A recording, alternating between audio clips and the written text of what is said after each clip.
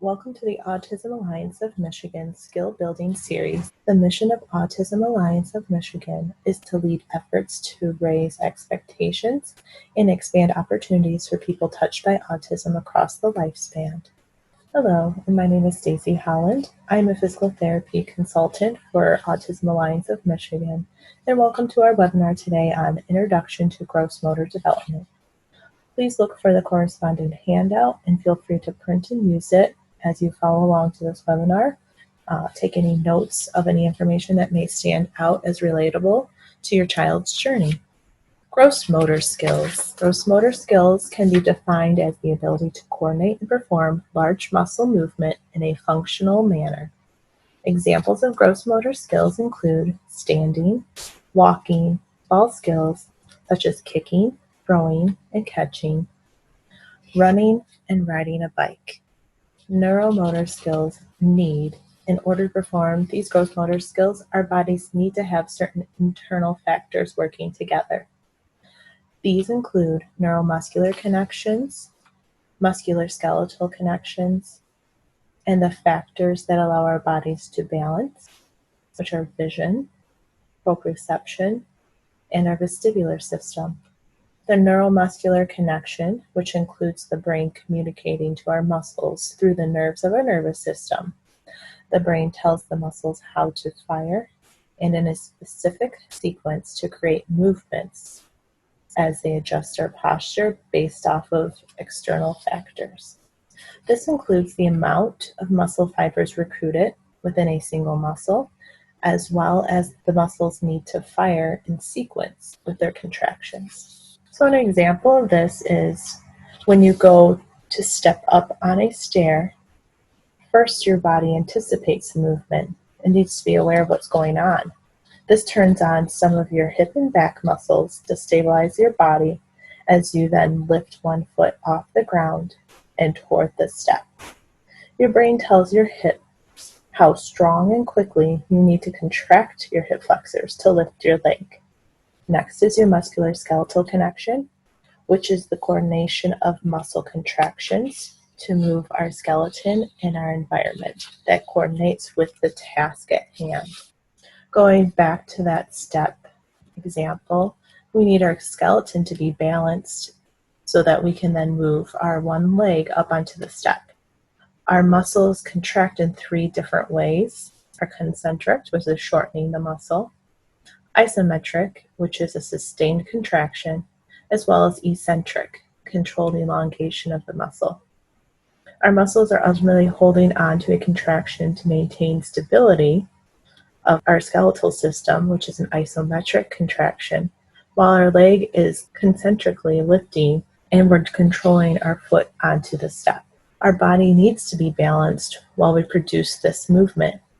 Our bodies use vision or sight, proprioception, which is an awareness of where our body or joints are in space, such as a sense of touch, and our vestibular system, which helps sense motion using our inner ears to gain a spatial awareness.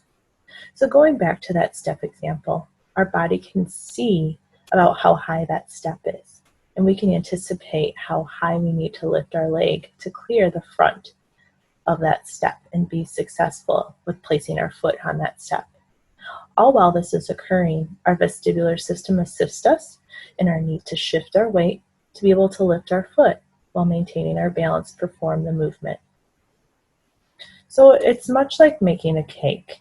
We need the right amount of each ingredients at the proper time to make our cake or our gross motor skill work. Gross motor skills factors continued. So looking at our final product will determine the amount each system needs to be used. The simpler the task, the less ingredients or factors that we will need to worry about adding to coordinate the movement. The more complex the task, the more it will need to combine and produce the desired movement. If there is a deficit in an area, compensations will be made in attempts to produce that movement. Sometimes the body has a difficult time managing all of these areas, or there are large enough deficits in specific areas, and that is when external assistance can be called on to help figure out how to strengthen areas while utilizing other areas to be able to complete our gross motor skills. And once these skills are learned, skills will build off of one another. Why do we care about moving our bodies in various ways anyways? Well, it allows us to move about our environment, which then we can explore and interact, which allows us to learn and grow cognitively as well as socially. If one is not able to take that step that we were speaking about in the last slide, they may be missing out on moving from, say, their living room, which gives one experience, to the kitchen, where the child, for example, would be able to see various experiences such as food being prepared, different shapes, colors, cabinets, and so forth. As one develops gross motor skills, it allows for more opportunities to explore one's world, to learn about their environment around them. Again, going back to our step example, from the beginning, these tasks of stepping may be too complex, so a child may try to crawl up the step. From floor level, once you get past that step, you would get so much more input and information. So if we go back to the example of going from your living room to a kitchen over that step, having different experiences in one room versus the other. They may not be able to see what's on the cabinets in the kitchen from floor level, and they may be missing out on maybe their favorite snack sitting up there. But as the child develops and is able to walk and stand eye to eye, it increases their chances to be able to interact with others. Gross motor skills are important to develop to be able to interact with others socially. It is also important for gross motor skills to become automatic to be able to participate socially within their environment. To have a gross motor skill become automatic, it takes multiple repetitions, thousands of repetitions, to train the body to move in that desired movement. This allows one to perform a task without having to put much thought in it. This would allow one to be able to carry, for example, an empty bowl up that same step and look for where their parent is at in the kitchen because they would want more snacks. Some factors to consider: internal and external factors. So everything that was mentioned until now are the internal factors that are considered when developing gross motor skills.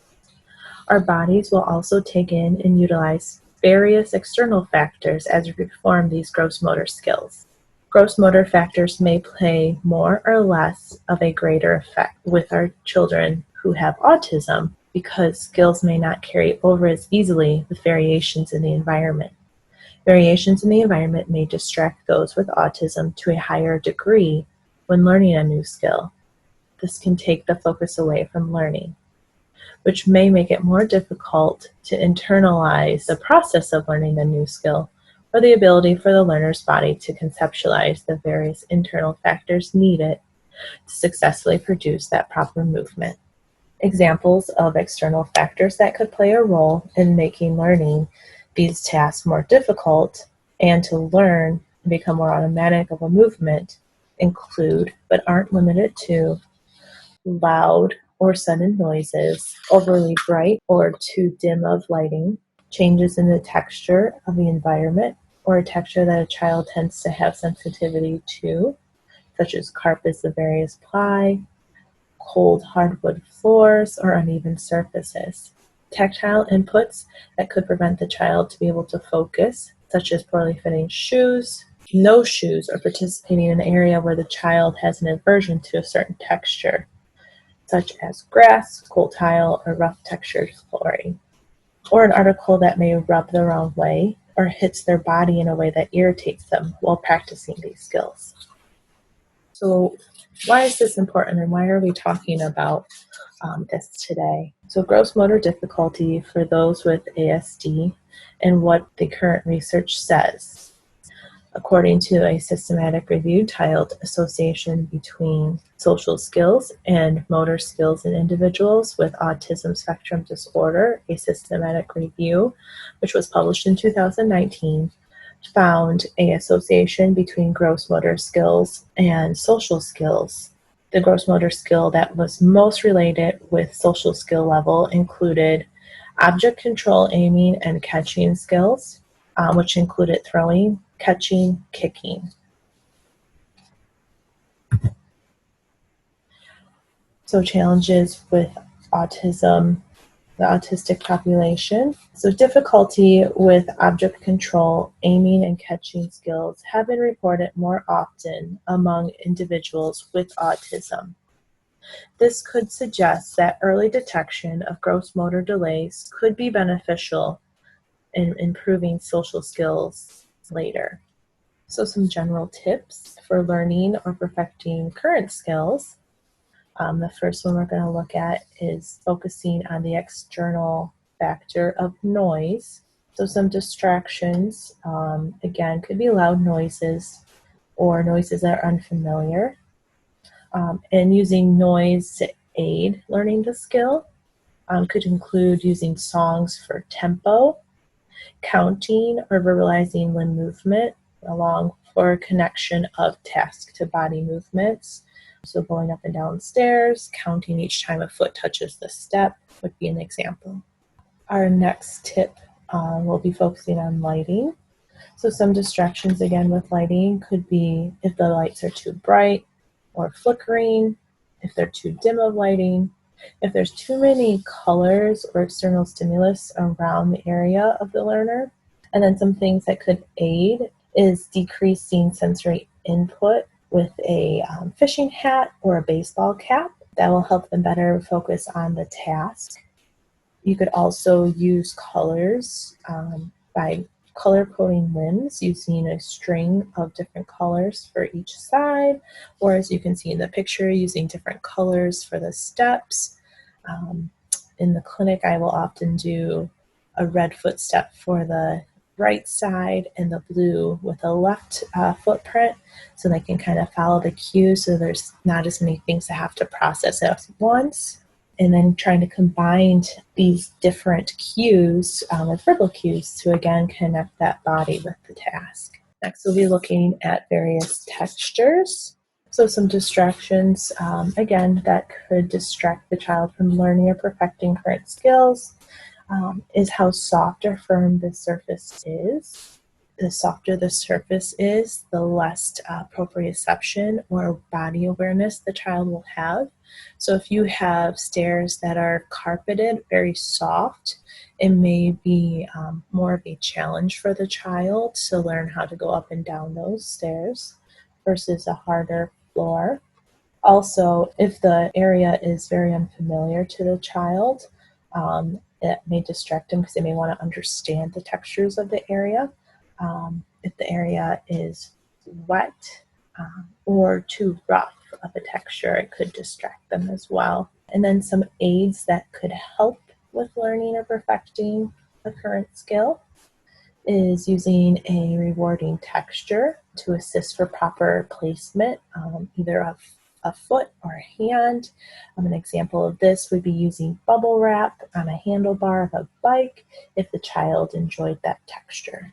Next, we'll be looking at tactile inputs, so pressure on the child themselves. So some things that could be distracting to learning or perfecting a current skill would be moving the body of the child in the wrong direction of what the intended task would be.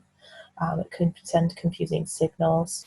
Too hard or too light of a handhold while guiding the child through a task could also confuse them or distract them. And then ways that you can use tactile input to aid with learning or perfecting a current skill would be assisting with the body's movement or arm movement in the proper direction to assist the body to coordinate and then help them to initially react to the current movement.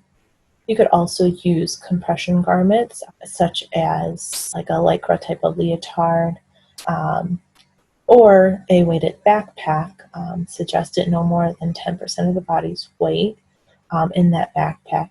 And that will just kind of help increase body awareness. It gives the joints a little compression. Weighted backpack gives the spine a little compression so they can feel where their body is in space easier. Well, overall, it is good to be able to perform all tasks with variations of these variables. Often as a therapist, I consider how many of these distractions I put into the session at a time. And this can be dependent on how new the skill is to the child, how challenging of a task it may be for the child, and the child's own ability to focus. I tend to start with less distraction and try to use more aids, and then change as the task becomes easier for the child. Decreasing aids as skills become more automatic is important so that the child depends less on external cues and more on their own body and muscle memory to perform the task. Overall, as you guide your child in learning or perfecting a gross motor task, adding the proper amount of aid or assistance to make it successful is important to promote confidence and to try multiple reps to allow for gross motor skills to be automatic. Please keep in mind that every child is different, and what may work for one may not work for another. These are all various suggestions that I have used in the clinic. It is important to learn ultimately what is a distraction and what could be an aid for your child. So bringing it all together, as we know, skills build off of each other, the easiest to the harder. There are internal and external considerations. We need to have the child make multiple reps to make a skill automatic. And when practicing, we want to add the right amount of aid and limit the right amount of distraction. And most importantly, we want to make things fun so that the child is engaged as much as possible. The next webinars will go into some gross motor skills that are often requested to be assessed with children with autism at the clinic, with some basic suggestions on how to assist in teaching your child how to perform these skills. Thank you for your interest in learning about gross motor skills and how to assist your child in developing these. For additional information, questions, and resources, please contact the Autism Alliance of Michigan.